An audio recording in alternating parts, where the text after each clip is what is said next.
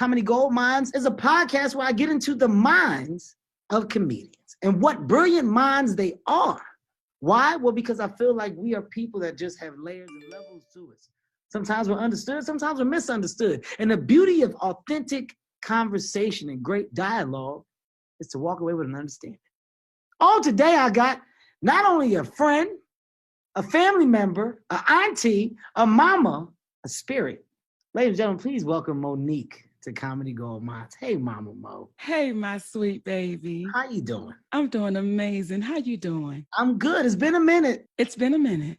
But I can only relate, Mo, because I went through the same shit with Sony. Remember when Sony and the social media shit happened? I was called a hoe, I was called a whore because I asked for money for marketing and promotion. And when that happened and people asked me what I thought, I said that baby is right.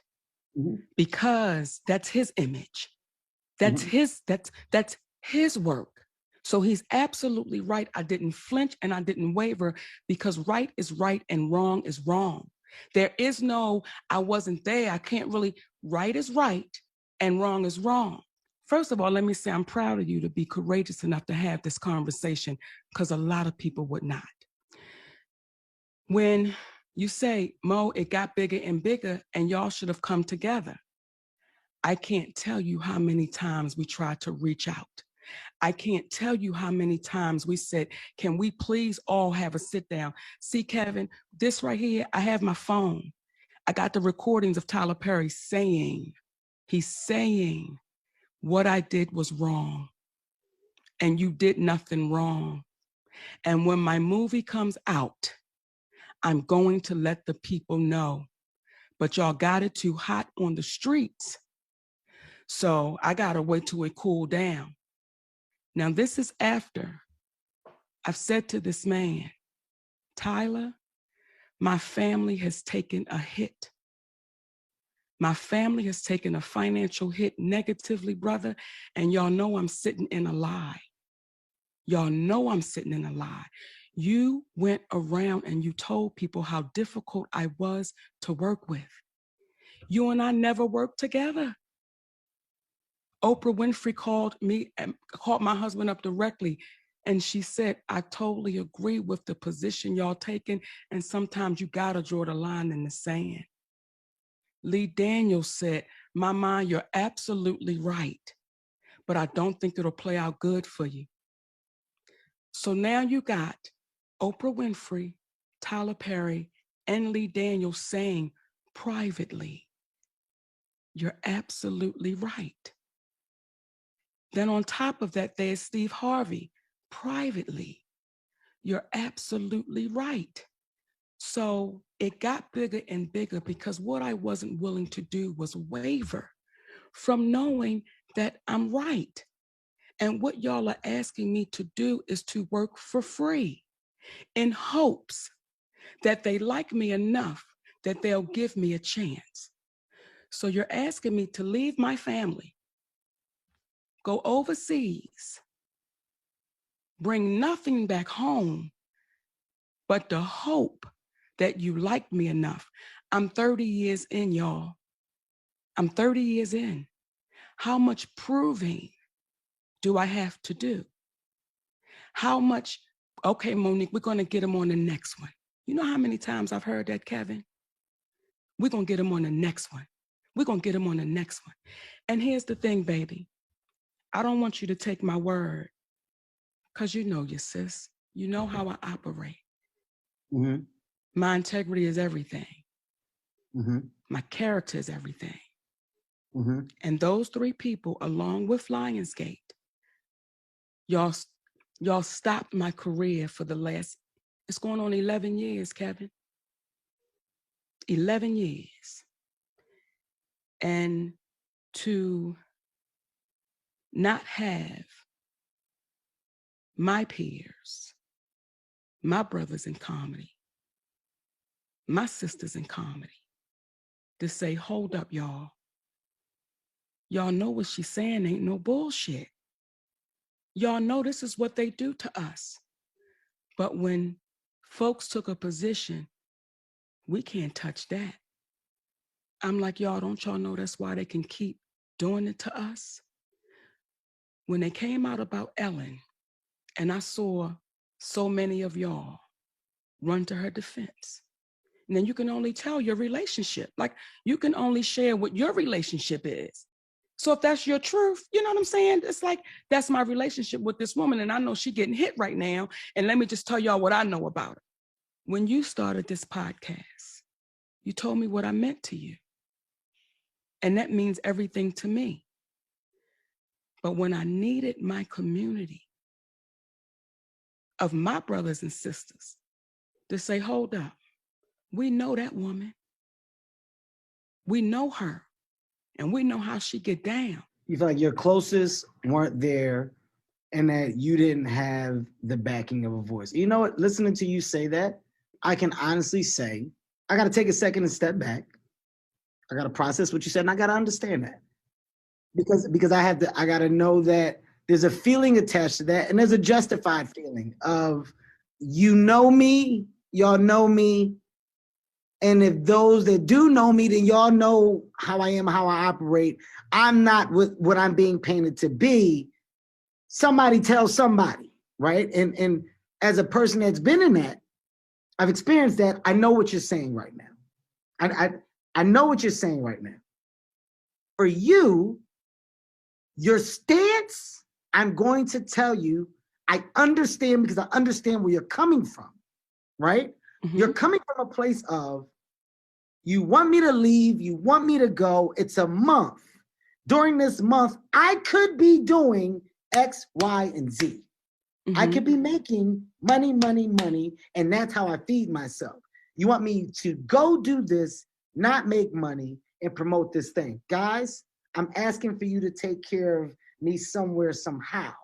I don't know what the ask was. I don't know what you asked for or what you didn't, but that's the ask. An immediate response was one of unfamiliar. Nobody's ever done this. Nobody's ever asked for this. Mo, you're talking precious. It's unheard of for somebody to, what are you talking about? You got to market the movie. What do you mean? Is it somebody that looks like me, or is it just period? Is it just period? I'm going to bring the added component of being a Black woman and having the stance. Definitely added more shock factor and value to it. Absolutely. Now put fat in there. I'm not going to say fat. I want you to. You talk, it's all right, baby.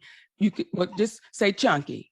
I'm not going to say, you're not going to make me say chunky. I'm going to say a Black woman, just in general, a Black woman refusing to market the thing that is supposed to catapult. Like there's an assumption of, I'm giving you this thing and it's for you, right? There's a thing like, it's always for you. It's for you. But here's the assumption, and here's where people are assuming wrong. I did market the movie. Mm-hmm. I did promote the movie because my deal was with Lee Daniels Entertainment. Mm-hmm. It was an independent film. Every piece of marketing and promotion that was set up, I did it. I did it because we did want the film to be incredible. We did want this film to be great. I did it. Once the project got sold, you can't sell me with it. Okay. See, once it got sold to Lionsgate, I don't have a relationship with Lionsgate. I don't have a deal with Lionsgate. The relationship was with Lee Daniels. That's the part when people were saying she didn't want to promote. That's not true, guys. I promoted the shit out of the movie here. Mm-hmm. But once it got sold, well, I'm not your property. So now I don't come along with the sale. If now Lionsgate wants me to do something, that's another conversation. So when people say, well, Monique, this is traditionally how it happens. It is, guys. I'm 30 years in. I know how we do it. So the schooling of it, I know how it goes, because if I didn't, then I wouldn't have gotten here. Mm-hmm. So by the time I got to Precious was an independent film, Kevin, that Lee Daniels said, all of the studios said, who wants to see two fat Black women on screen? So none of the studios would touch this movie until it went to Sundance. Once it went to Sundance and it got all this hoopla, now everybody want to see two fat black women on the screen. Okay? It's the cream of the crop now. Right. So my deal was with Lee Daniels. No one else. I accepted that $50,000. It was an independent film. I had no issue with that. The issue I did have was you told me I own 5% of this movie. Where I did make my mistake, I trusted my friend. So I didn't read the very fine print. That's on me. That movie made a $53 million profit. That was just in the theaters on 1,000 screens. That was just in the theaters. We're not talking about DVDs. We're not talking about none of that. That was just on the screens. Had you really given me the 5% that you told me that I owned of the film, that'd have been an amazing payday. So again, it was so much misinformation put out there, and you had people trying to school me like Whoopi Goldberg on what I should have done. It's like, Whoopi, you have the best resume out of everybody. And then you tell me what you allow them to pay you. That's why they look at me like I'm crazy. I lost everything. So you're saying, Monique, what do you want? Kevin, do you know what it is to sit in this shit? Do you know what it is for your kids to have to sit in some shit and you know it's a lie? And it's a woman that looks like you and she ain't saying shit? And it's people that look like, so when you say, Monique, what's the solution? Number one, y'all, please, give me back my name. Give me back my name. Number two, when people have said, Monique, you a dope ass talent. Because see, when you say, just for me to play it for you, you start naming down all the shit I did. Not one time was I considered difficult. Not one time was I considered hard to work with. Not one time was I considered none of those things. The moment I said no, now you're going to make my family suffer? Because I simply told you no. If I broke a contract, they would have sued me. If I did something wrong, I would have gotten sued, but I didn't, Kevin. So again, baby, when you do sit in that position, and I am prideful, let me be clear. I am prideful. Let's be very clear, which is not bad. Because when you know the story of Hattie McDaniel, I made it my business to know it. When you know the story of Fannie Lou Hamer, I made it my business to know it. When you know the story of Ida B. Wells, I made it my business. When you know the story of Eartha Kitt, I made it my business. And when you see the stands those women took, I didn't see a lot of black men standing around them. I didn't see a lot of black women standing around them. So here's my question to you. Will y'all repeat history on me? Will you wait for me to die and then say she was right? I mean, I think I don't think you can look past what this is right now, Mo. You know, you can't look past what this discussion is. You can't look past I agree. Me reaching out to you. This isn't something that was sought after. This is me saying, I want Mo. I want to talk to Mo. And, you know, there's things that I don't know. There's things that I'm ignorant to. And I said, I can talk to Mo offline, but, you know, I got a platform. This platform ain't about gossip. It ain't about juice. My podcast is about getting into the minds, I just told you, of the brilliant comedians. And I said what amazing minds they are. And in this case, Mo, this ain't a prep fucking interview. This ain't no, I don't have 2x5 cards. I'm not reading off of some shit and running down. This is the same talk that you and I would have if I was in your house to sit, we're having now. So when you say, Kevin, are you going to let that happen because of your position? I get what you're saying. Kev, you sit in the fucking seat. I wish I could say what you used to call me because I would have said it just now. Now, when she says what she says, is basically saying, hey, Kev, like your voice is powerful. And Mo, at this point, I'm telling you, and I'm saying it on this. This can't be fabricated or cut out. I'm going to do my part in asking for a conversation to be had. I'm going to do my part in saying that 11 years is 11 years too long. I'm also going to do my part in telling you right now, the one thing that there's two things. Thing number one, I hear you when you say, yo, where y'all at? Stand with me, right? But now, Mo, some people can call you crazy. Some people can call you difficult. Some people can call you a fucking train wreck. They can say whatever they want. I'm not privy to it. So because of what I'm privy to, and because of where my heart is, and because of how I operate, I can only identify with a woman saying, I want to do what I love. And I want to be treated fairly in doing it.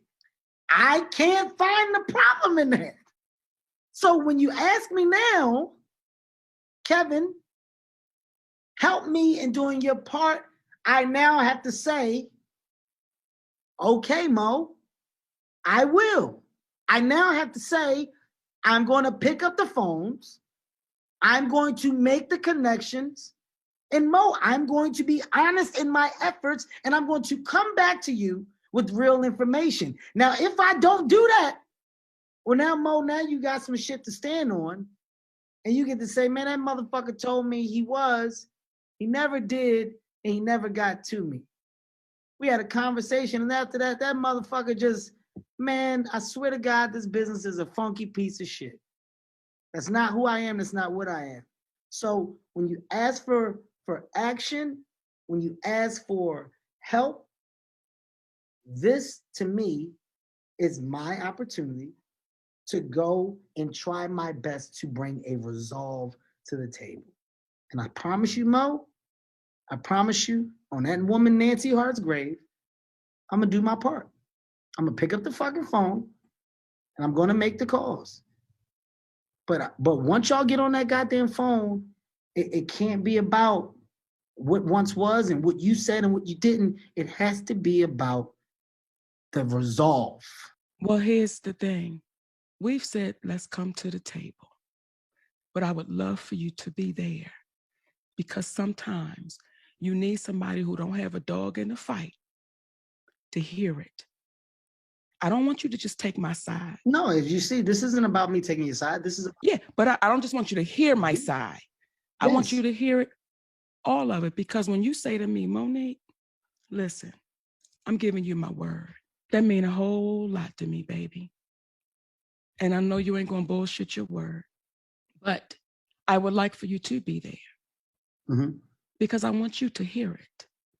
And I want you to understand it. Because you're the first person in 11 years. You are the first person that said, wait a minute, you've been sitting in this shit for 11 years? Let me do what I'm supposed to do.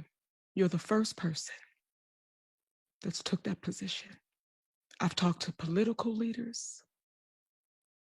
I've talked to reverends, because I'm fighting. I'm fighting for my family. And I was talking to anybody who would listen. You're the first person that heard me. And I just want to tell you thank you. Well, I want to say I love you. I want to say that I'm never going to say things to you because it's what you want to hear. I'm never just going to jump out and take your side just because. I'm going to say that you stand on some valid points.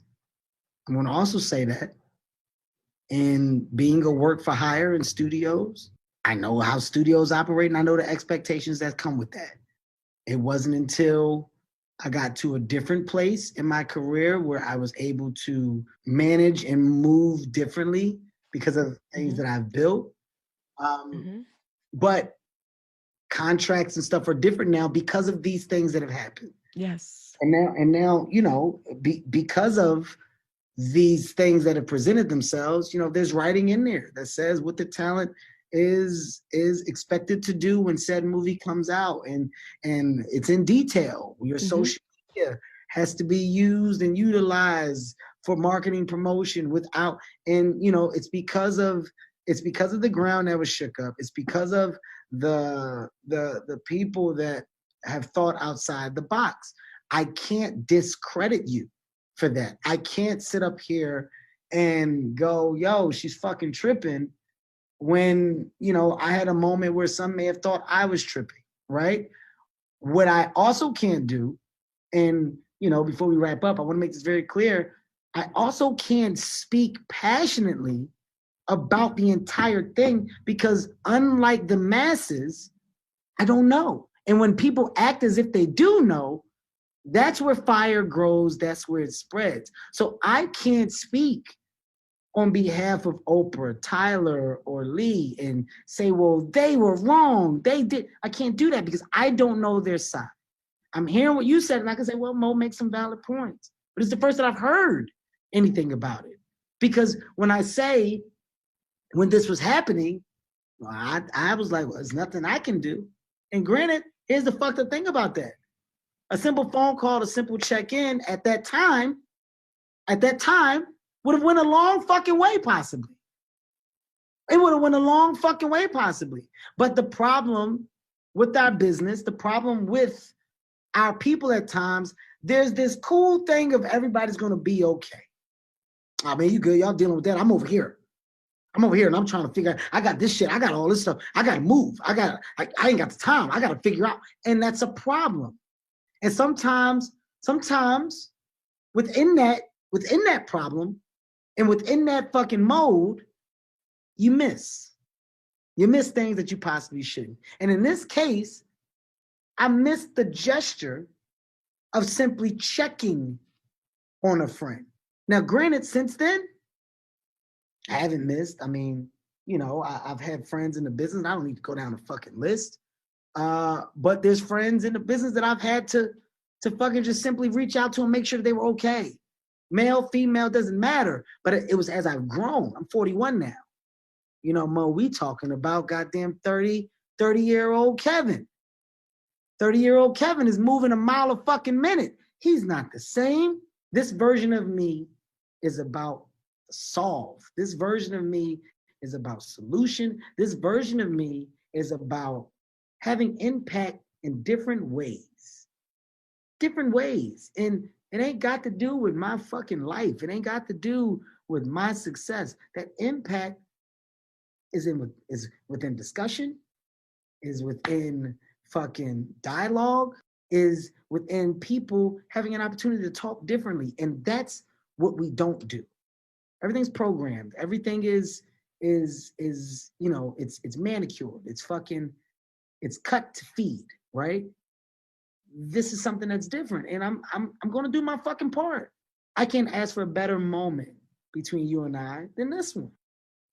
Because it's one of, yo, man, say what you want about her. She fucking hurting right now.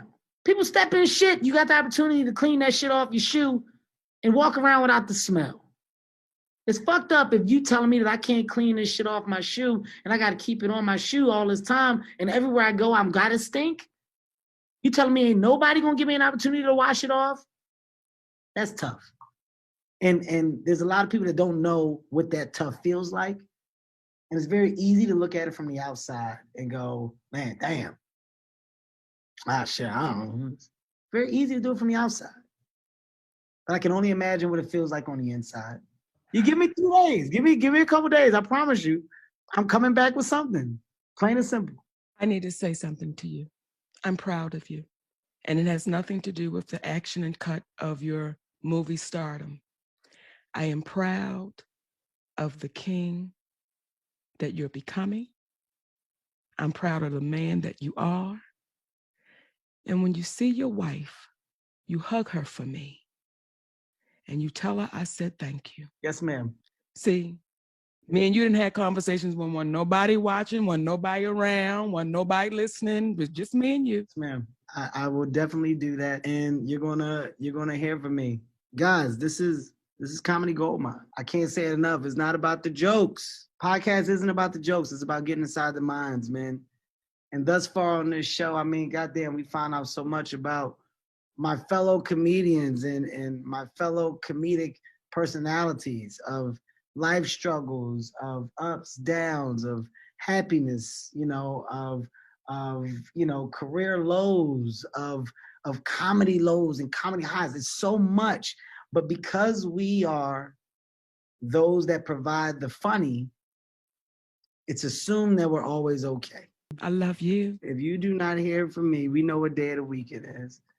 If you do not hear from me, give me midweek. I'm full of shit. When I promise you that phone is going to ring, I'm coming in hot. I'm coming in hot, okay? Coming hot. I got the bad phone ready, baby. I'm coming in hot, I promise you. Ladies and gentlemen, this is Comedy Gold Mines. What a brilliant mind we got in today. Monique, thank you again for coming. I love you, sweetness.